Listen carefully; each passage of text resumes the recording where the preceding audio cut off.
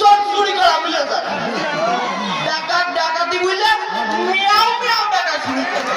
যাবো মাতাল করে যাবো, আমি মাতাল করে যাবো।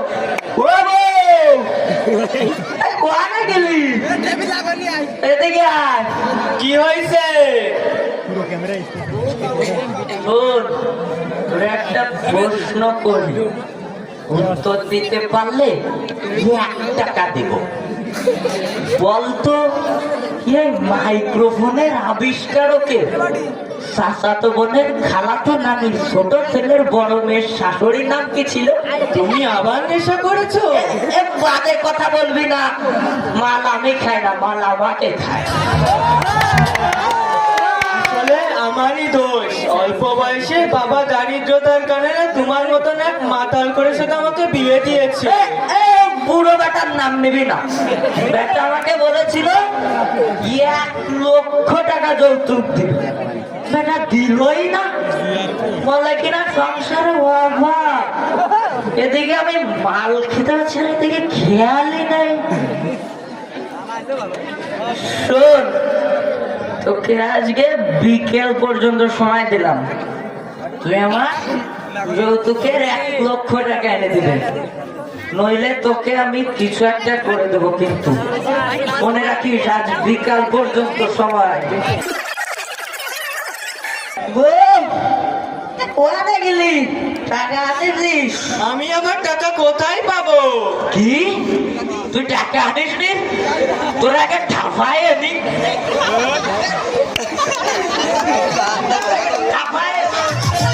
টাকা আনিস নি?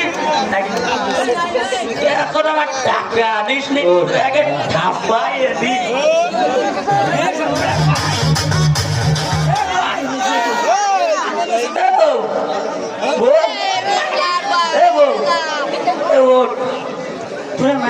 কষ্ট হয়ে গেছে, 1 গ্লাস পানি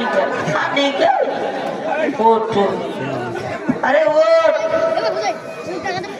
ওঠ না, আর কত নাটক করবি? ওঠ। দেবো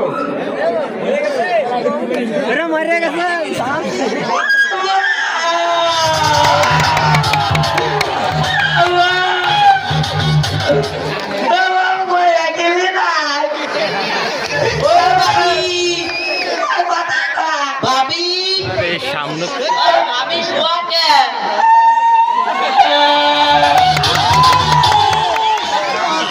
ভাবি তো মরে গেছে, মানুষে কিটা ওরে পাতালের মাল গায়ে এসে ভাবি মারিছি আজকে। আমার দ্বারা পুলিশে বন্দি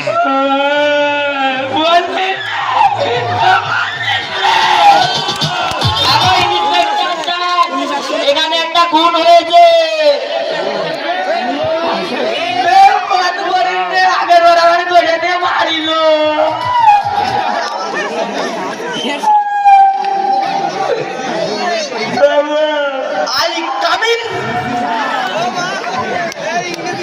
আমার নাম হব ইন্সপেক্টর তালবন। আমি শুধু পাও রাখি শব্দ এলাকার কোনো বাড়ি। আমার নাম শুনলি সব চুরি করা মিলে যায়। ডাকাতি বুঝলে মিয়াও মিয়াও ডাকা শুরু করে। আর আমার এলাকায় মাদার। স্যার মাদার না স্যার, মাদার। আস্তে ক, অত জোরে কইস নে। জোরে কলি মানুষ বুঝিয়া যাবে নে যে আমি জিএসসিটি অটোবাস, অটোবাস। 4 লাখ টাকা ঘুষ দিয়ে এই চাকরিটা পাইছি।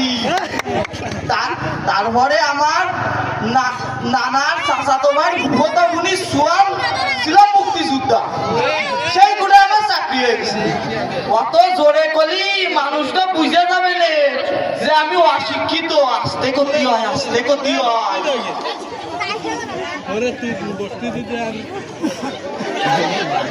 এই জায়গায় ফোন করিল কিটা?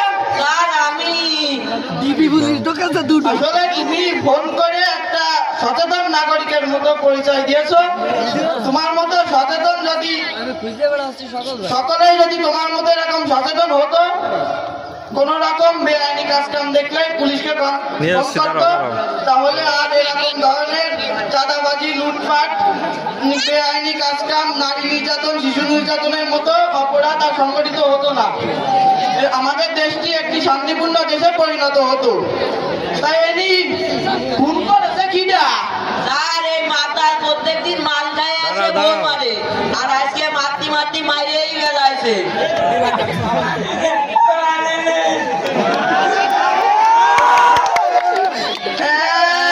তোমার আর তো আলগা বিড়ি দেওয়াতে হবে না।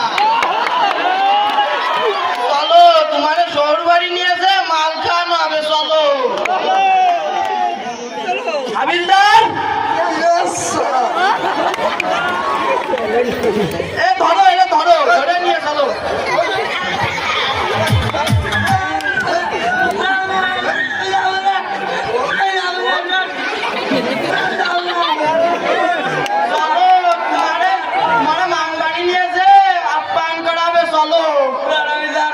কথা বলতে তোর কোনো কথা শোনা হবে না, তুই চল। Please please sir please. এই দাঁড়ান দিন ভাই, কি বলতে যাচ্ছে? কি কি বলবা, কি বলো দিন, তাড়াতাড়ি বলতেছি তাড়াতাড়ি বলে শেষ করো। ও তোমার জন্য অত দাঁড়াতে পারতেছি না। আসলে আপনারা সকলেই আমার জীবন কাহিনী দেখলেন। এ থেকে আপনাদের শিক্ষণীয় একটা বিষয় আছে যে মাদকাসক্তি, যৌতুক এবং বাল্যবিবাহ কখনোই কারোর ব্যক্তিগত, সামাজিক এবং পারিবারিক জীবনে সুখ শান্তি বয়ে আনতে পারে না, বরং একটি পরিবার, সমাজ এবং ব্যক্তিকে বয়ে নিয়ে যায় দুঃখের দিকে। সুতরাং আপনারা কেউ মাদকে আসক্ত হবেন না, যৌতুক দেওয়া নেওয়া করবেন না এবং বাল্যবিবাহের পক্ষে যাবেন না। ধন্যবাদ, ধন্যবাদ। কথা তুমি মেলা কইছো। এই তুই না চলো, তোমার আর তো নীতি কথা করতে হবে না। এই নে চলো। আর আপনাদের উদ্দেশ্যে আমিও কিছু বলতে চাই। সেটা হলো যে আমার মতো এরকম কেউ ঘুষ দিয়ে চাকরি নেবেন না, আর যাদের চাকরি দেওয়ার ক্ষমতা আছে তারা কেউ ঘুষ নিয়ে চাকরি দিবেন না। ঘুষ নিয়ে দেওয়া নেওয়া এটি দুটোই দণ্ডনীয় অপরাধ। এতে সমাজের জন্য খুবই ক্ষতিকর, এতে ভালো কিছু বয়ে আনে না। সবাইকে ধন্যবাদ। সর্বশেষ প্রতিযোগী, দলীয় অভিনয় সর্বশেষ প্রতিযোগী মায়া হালদার।